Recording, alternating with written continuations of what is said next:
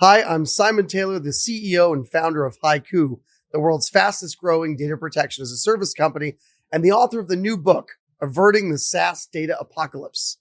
Today, I have with me a very good friend, Mark Sutton, the CISO from Bain Capital. Mark, it's great to have you here. Thanks. Pleasure to be here. Mark, you have had an interesting career. You're not only a great intellectual, a great IT and technologist, you're also quite a rugby player, I hear. Is that true? That is true. Yeah. Back in the heyday, as I'll say, in my youth, I was known to throw the ball around a little bit. Well, to do that, you've got to be a pretty aggressive personality, I would imagine. And, the other thing I can imagine is that in the world of cyber and with all the security threats, some of that attention to detail aggression may be coming out. How is it out there, actually trying to control and manage and protect an environment as sophisticated as Bain Capital? Well, I think what it is, the problem's getting bigger and bigger. It's almost like the players are getting larger and larger that we're playing against, and they're getting more skilled and able to get around defenses that people put in place. It really is a game of cat and mouse. We have defenses that we put in place. We've got visibility and detections, and the attackers understand and know what they are. And then they just develop tools and tradecraft and techniques to circumnavigate those so they can still take action on those defenses and reach their goals of compromising your environment.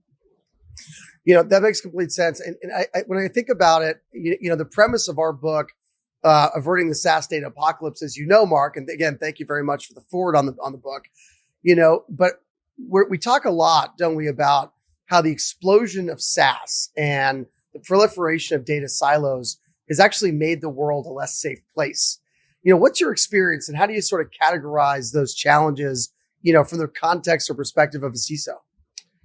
Yeah, I think the challenge for me as a CISO now is I am in less control of all of that data and I have less visibility into that data.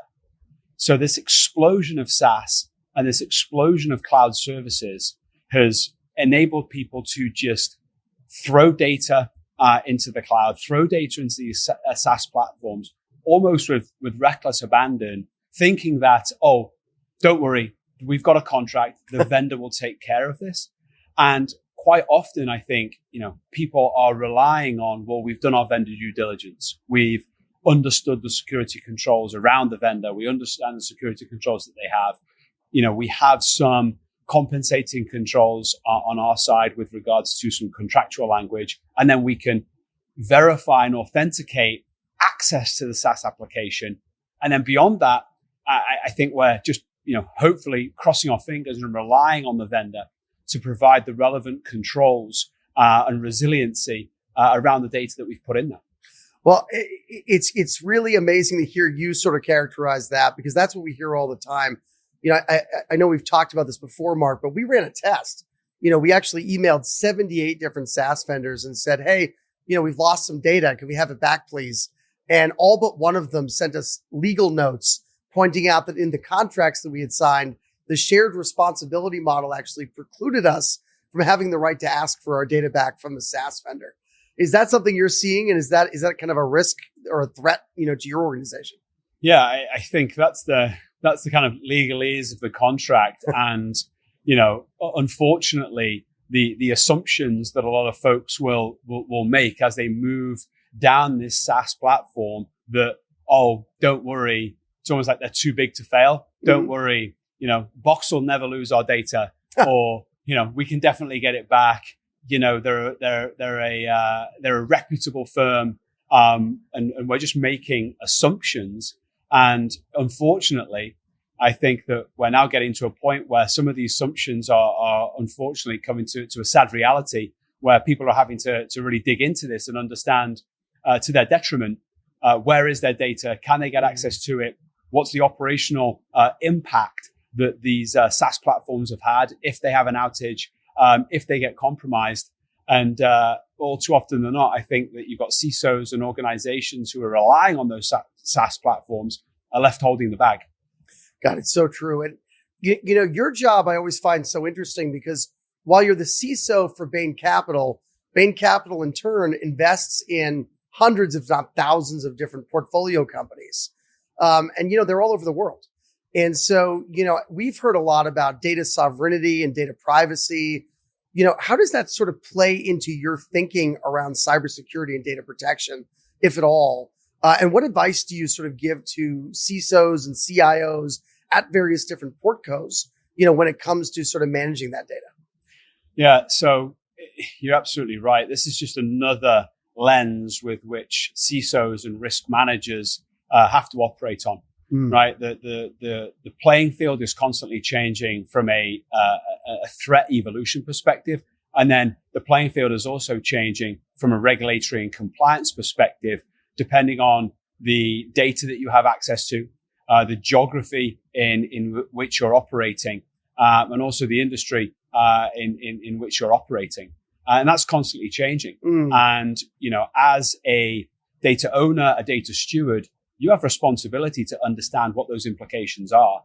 And quite often than not, what we see is that when there is an incident, when there is unauthorized access to data, whether it's in a SaaS platform or on-prem, it's at that time that companies are realizing that maybe they weren't understanding fully what their responsibilities were towards that data.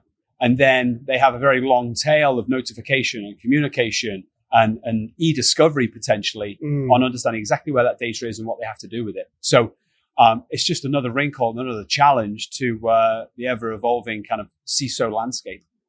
As eloquent as you are, Mark, it boggles my mind every time I hear you speak about these topics, because there's just so much to them.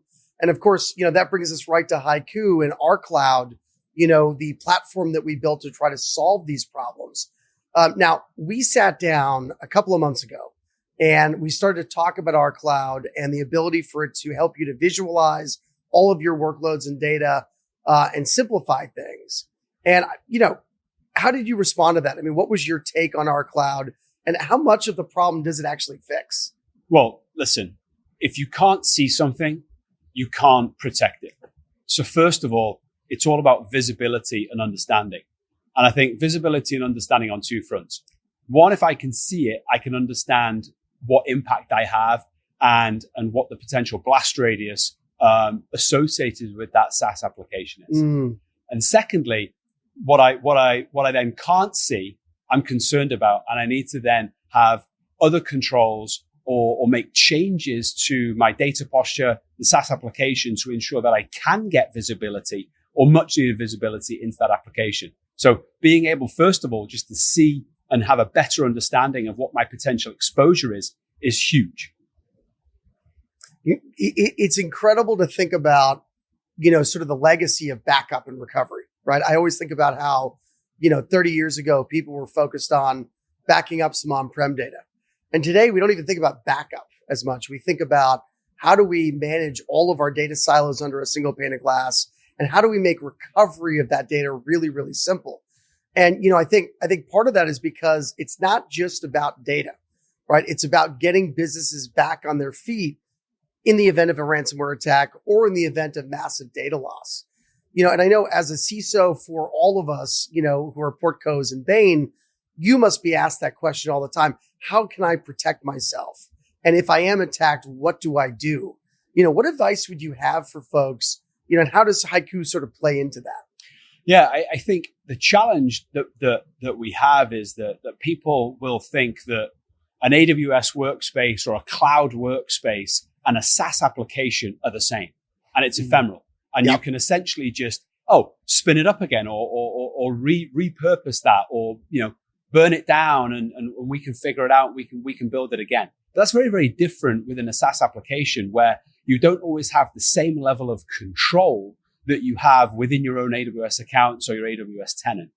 The reliance that you have on the SaaS application, the vendor, to be able to provide you with those levers and those tools and techniques to be able to, get recovery quicker again and get access to your data again is sometimes, the long pole in the tent with regards to the success or failure of your responsive efforts to a potential attack.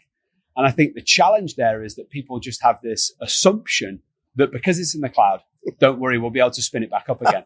And just unfortunately, that's not the case. I think the shared responsibility model is something that honestly should be tattooed on the arms of every single IT worker in the world to some degree. Because, I think shared responsibility has such a friendly sound to it, right? We're all sharing in this together.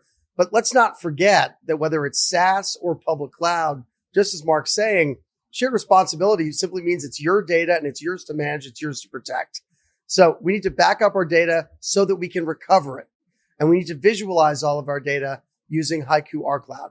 Mark Sutton, thank you so much for being a part of this conversation today. I always learn so much speaking with you, and I hope to see you again very soon.